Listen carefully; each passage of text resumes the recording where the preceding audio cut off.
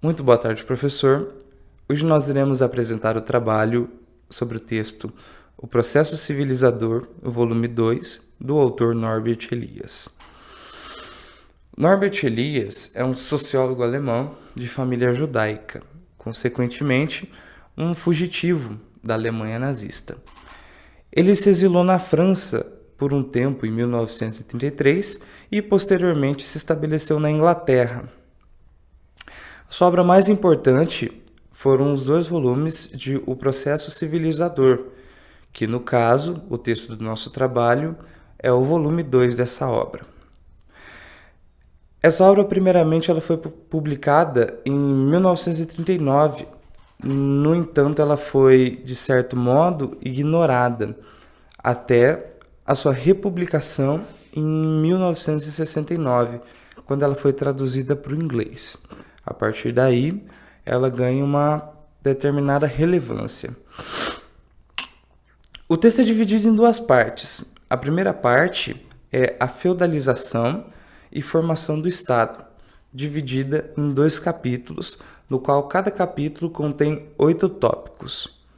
A segunda parte é sugestões para uma teoria de processos civilizadores, que contém 8 tópicos.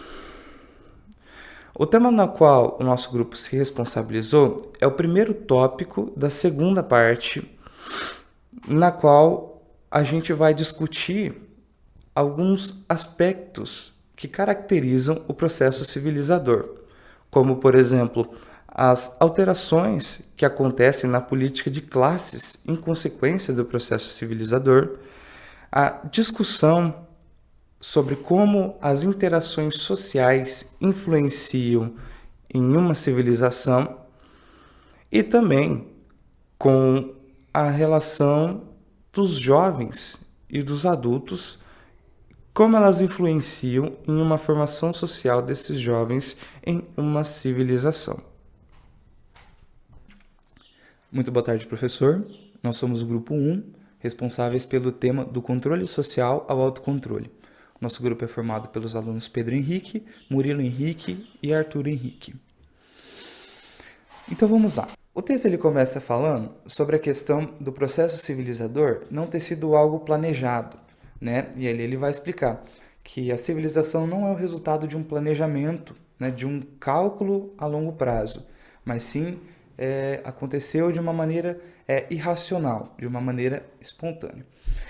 E ali ele explica essa afirmação dizendo que nada na história indica que essa mudança tenha sido feita de uma maneira racional, né?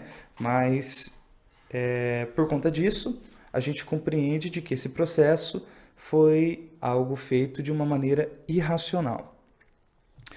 E ali depois ele vai enfatizar a questão de que, ainda que sem planejamento, essa mudança não deixa de ter uma determinada ordem, né? Então, depois ali ele explica que, ainda que não sendo algo planejado, esse processo civilizador demandou uma certa ordem, né? Ele enfatiza isso depois de afirmar que o processo civilizador não foi algo planejado.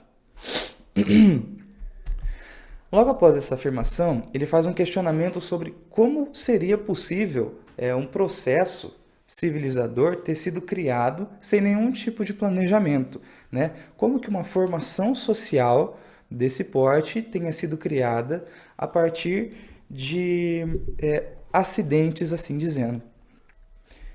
Ele responde essa questão a partir de uma afirmação de um estudo precedente, mais especificamente nas partes especializadas em dinâmicas sociais, que diz que é possível essa criação não planejada através de planos e ações e impulsos emocionais e até mesmo racionais de pessoas isoladas.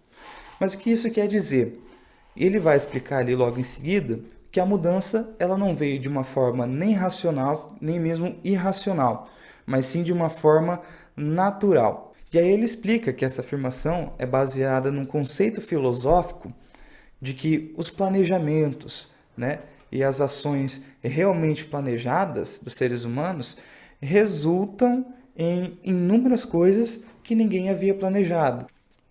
E aí, em seguida, o autor faz outro questionamento sobre como a maneira que as pessoas se ligam socialmente, se relacionam socialmente, tem influência na moldagem de uma personalidade em uma visão civilizadora.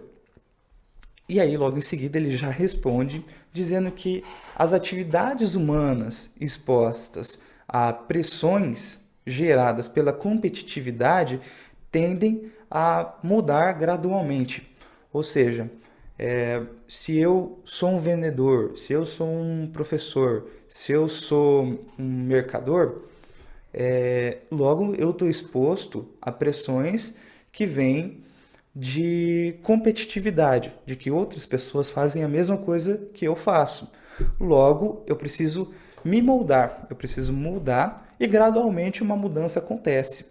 Conforme essas mudanças vão acontecendo, as pessoas precisam cada vez mais umas das outras. As pessoas elas têm necessidade maior de ligação umas com as outras, de estar constantemente ligadas socialmente. E isso tem como consequência o amadurecimento da interação social. Bom, boa tarde. Através de pressões específicas de configurações humanas e as tendências centrífugas características, né, do período do Estado moderno, os mecanismos de feudalização vão sendo lentamente neutralizados e, passo a passo, uma organização central mais estável e uma monopolização mais firme da força física são estabelecidos.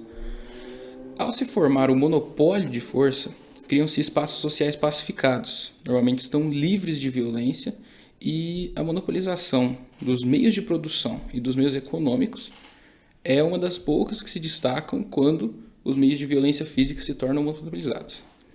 De modo geral, ocorre uma mudança civilizadora do comportamento, né? A transformação da nobreza, que era uma classe de guerreiros, cavaleiros, em uma classe de cortesãos constitui um exemplo disso, né? A estrutura dessa sociedade corresponde à estrutura dos indivíduos que a formam e o modo como se comportam. Graças à formação de monopólios de força, a ameaça que um homem apresenta para outro fica sujeita a um controle mais rigoroso e torna-se mais calculável.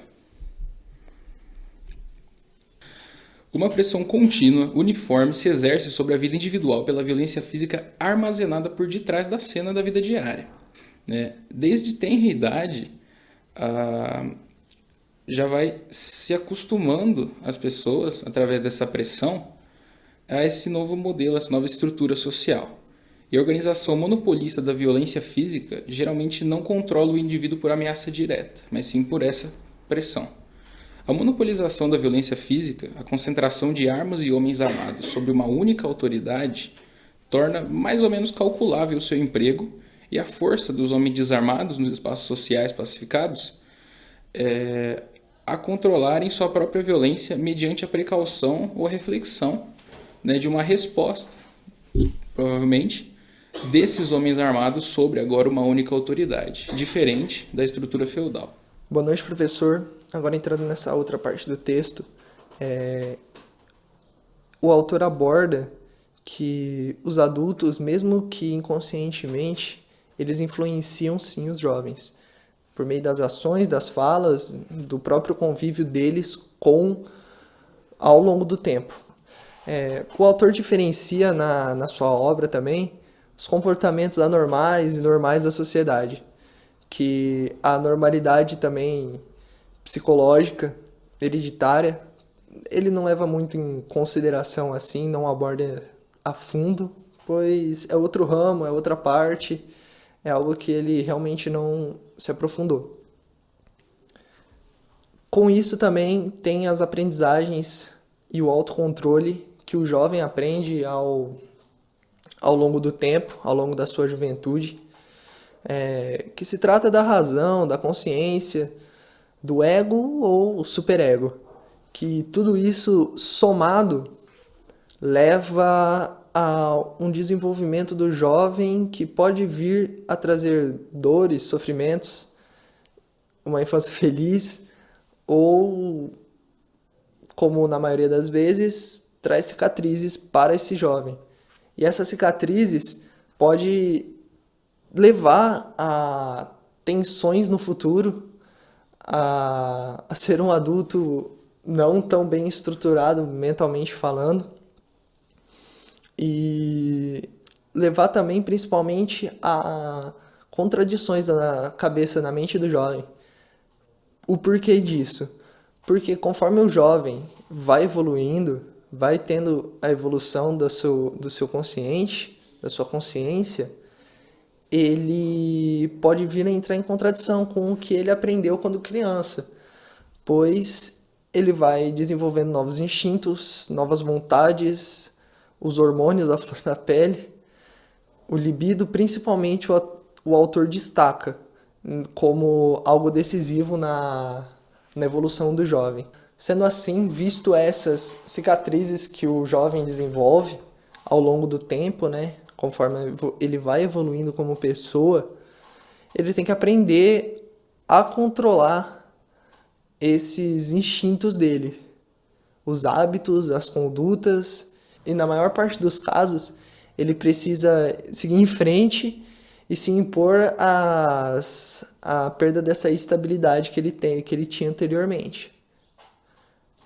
Assim, temos também no texto, né, o autor vai concluindo aos poucos, sobre o bem e o mal sucedido, onde basicamente o bem sucedido é aquele que consegue controlar os seus instintos, consegue se manter na linha, enquanto o mal sucedido é aquele que não liga para nada, que tem sua vida desregrada, que não leva em consideração os conselhos dos pais. E agora, para finalizar, a maioria da população não é exatamente desse jeito. A maioria da população é o meio termo. Ninguém é 100% bem-sucedido ou 100% mal-sucedido. A população toda é dosada, porque isso é do ser humano. O ser humano não é 100% bom ou 100% mal. E sim, tem seus momentos de bem-sucedido e mal-sucedido. Bom, concluindo então a nossa apresentação, a gente pode fazer uma análise mais aprofundada sobre a questão dessas mudanças de comportamentos que surgem com o processo civilizador, que o autor cita como uma transição do controle social ao autocontrole. Nós podemos observar essas mudanças no ato de deixar para trás práticas feudais, né? Deixar para trás práticas que faziam parte da cultura feudal. Como, por exemplo, deixar para trás a ideologia da violência, né? Que era muito prezada no feudalismo. Isso acontece através da monopolização da força física e acaba desenvolvendo, né, uma civilização pacificada, né, uma civilização mais pacífica. Também podemos observar as mudanças que são exigidas na conduta e no comportamento dos jovens, né? Agora, após o processo civilizador, é constituída uma ideia que o jovem precisa ter autocontrole sobre os seus desejos, né, sobre os seus anseios, sobre as suas condutas, né, sobre as suas atitudes.